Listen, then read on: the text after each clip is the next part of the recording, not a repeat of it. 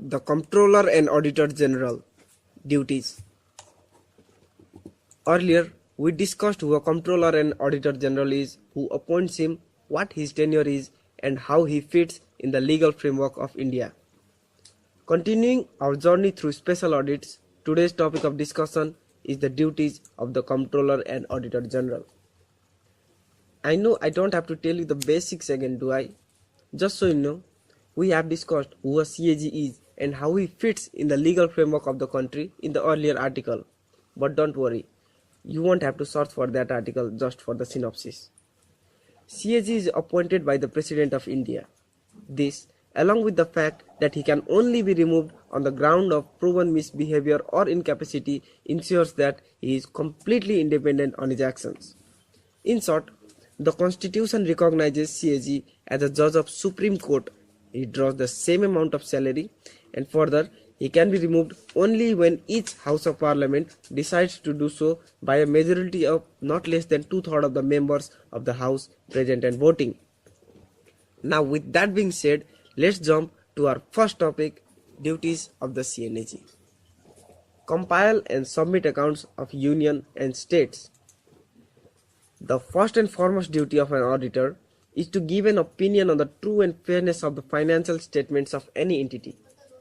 But before giving an opinion, the CAG has the additional responsibility to compile the accounts of the Union and of each state. He acquires these from the initial and subsidiary accounts rendered to the audit and account offices under his control by treasuries, offices, or departments which are responsible for the keeping of such account.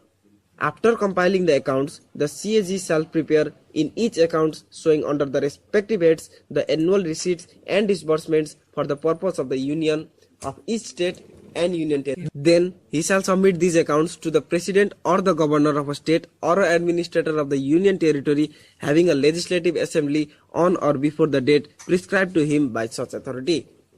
Apart from these, he also provides information and advice to the Union and state governments to assist them in the preparation of annual financial statements if they ask for it. General provisions relating to audit. Let's talk about the general provisions relating to the audit by a CAG.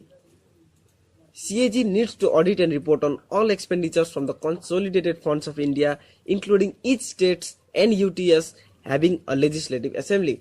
Then he ascertains whether the sums of money shown in the accounts which are consecutively disbursed were legally available for and applicable to the service or purpose to which they have been applied or charged.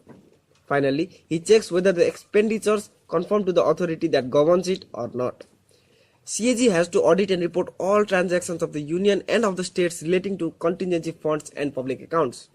CAG also needs to audit and report on all trading, manufacturing and profit and loss accounts and balance sheets and other subsidiary accounts kept in any department of the Union or of a state. Audit of receipts and expenditures.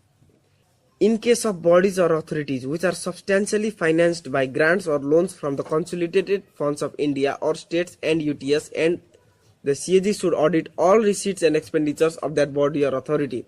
After that, he has to report on the receipts and expenditures audited by him. And in case the grant or loan above is less than Rs 25 lakhs, and if the amount of grant is more than 75% of the total expenditure of that authority, they will also be called as substantially financed by such grant or loan, and the CAG shall treat them the same. Audit of specific grants or loans. In case of any body or authority has received a loan or grant for any specific purposes from the consolidated fund or similar, the CAG shall scrutinize whether the loan or grant is being used for the purpose it was granted. For this purpose, he shall have access to the books of accounts of that authority or body but for that, he should previously give a reasonable notice to those authorities. Audit of receipts of Union or states. It is the duty of the CAG to audit all the receipts which are payable into the consolidated funds of India, states or Union territories. If he is satisfied that the rules and procedures in this behalf are designed to secure an effective check on the assessment, collection and proper allocation of revenue, he has to duly observe such revenue and make an examination of the accounts before reporting thereon. Audit of accounts of stores and inventory. The CAG shall have the authority to audit and report on all the accounts of stores and inventory kept in any office or department of any union or of a state. Audit of government companies and corporations. The procedure of audit of government companies and public enterprises are pretty similar to that of other companies, as the same provisions of the Companies Act 2013 are followed, with the slight twist that the auditor shall be appointed by the CAG.